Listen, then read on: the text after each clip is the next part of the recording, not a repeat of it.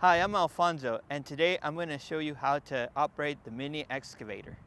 Whether you're new to farming, construction, or just brushing up your skills, this guide will safely walk you through on how to operate this mini excavator. Before we get started, remember, safety first. Always wear your personal protective equipment, including a helmet, gloves, safety boots, and high-visibility clothing. Let's begin. Preparing for operation. Before you even think about turning on the engine, it's crucial to inspect your compact excavator and communicate with your team. Circle the machine to check for any visible issues or anomalies. Let your coworkers know that you're about to begin, and make sure your signalman or flagman is ready to assist. Step 1. Entering the cab and starting the engine. Once you've checked the small excavator and communicated with your team, it's time to get in the cab. Sit down in the driver's seat and ensure that there's nothing blocking the dashboard or the joysticks. If you see any signs that the machine might be out of order, don't hesitate, exit the cab immediately. Buckle up your seatbelt and ensure that all control rods or joysticks are in the neutral position. If they're not, reset them to neutral before moving on. Locate the red power switch on your left near the seat. Pull it in the direction indicated by the label. Next, find the throttle lever. Hold the end of the lever, press the button on top, and push the lever away from you. Insert the ignition key and turn it counterclockwise to preheat the engine glow plugs. Hold the key in place for 25 to 30 seconds if the temperature is below 35 degrees Fahrenheit, or for 10 to 15 seconds if it's warmer. Finally, turn the key clockwise to start the engine. If you are operating at a high altitude or the specific conditions make it hard for the engine to start, pull the engine choke knob a little bit to facilitate the ignition. Remember to replace it when the engine has started. Step 2. Using the headlights and excavation timer. Once the engine is running, it's important to check the headlights. Find the headlights button and test it by turning it on and off.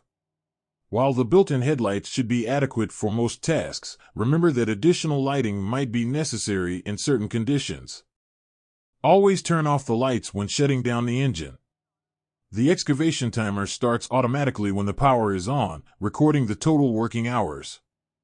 It's a handy feature for tracking machine usage, though keep in mind that it cannot be reset. Step 3. Moving the excavator. Now that the engine is running and the lights are working, you're ready to move the micro excavator. Make sure the engine is warmed up. To move forward, push both of the two longer rods away from you. To move your excavator backward, pull them together towards you. To turn left while traveling, push the right travel rod while releasing the left one. To turn right while traveling, push the left travel rod while releasing the right one. Be cautious, never push one rod while pulling the other, as this can cause the excavator to topple. Use the throttle lever to control your speed. Push it away from you to speed up and pull it towards you to slow down. Step 4. Basic excavation techniques. Excavation is one of the primary tasks you'll be performing with a small excavator. After starting the engine and warming up the compact excavator, steer it to the designated digging area. The left joystick controls the arm and swing functions, while the right one controls the boom and bucket. Push or pull the joysticks according to the direction you need to move each part of the machine.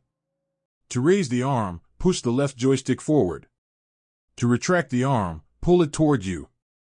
To swing the cab left, push it to your left. To swing the cab right, push it to your right. For the boom and bucket, push the right joystick forward to lower the boom and pull it toward you to raise the boom. Push it left to load the bucket and right to unload the bucket. Remember to be gentle with your movements to avoid unnecessary strain on the equipment. Step 5. Bulldozing and leveling. Apart from digging, your mini excavator can also handle bulldozing and leveling tasks.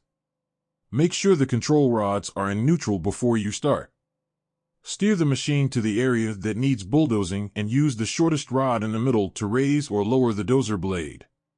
For leveling tasks, position the bucket near the ground and gradually push soil from the side of the mound. Adjust the bucket height as needed to avoid putting too much strain on the machine. With practice, these steps will help you maneuver your small excavator smoothly and safely.